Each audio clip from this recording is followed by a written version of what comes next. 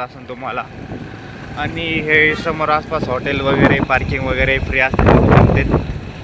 हे दुकानं वगैरे आता चालू झालं आहे. इथून मंदिर हे चालू झाले. मंदिराचंच एरिया सर्व काही. तिकडं कमान वगैरे हे मंदिर, इथं पोलीस स्टेशन आहे नागपूरमध्ये.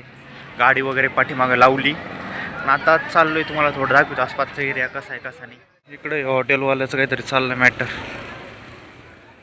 हे मंदिर बघा तुम्ही.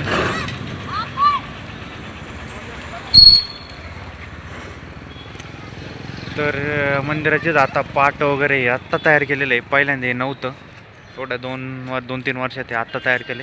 पहिल्यांदा असं काही तर नव्हतं. आणि इकडून हे असं इकडून पण हे मंदिर आहे. आपल्याला इकडून जायचं, इकडून एंट्री घ्यायची आहे. मी पाठीमाग गाड लावल्यामुळं. आणि इकडे हे असं दर्शना इकडे मंदिर आहे स्पेशल. पण इकडून एंट्री आहे खालून अंडरग्राऊंड.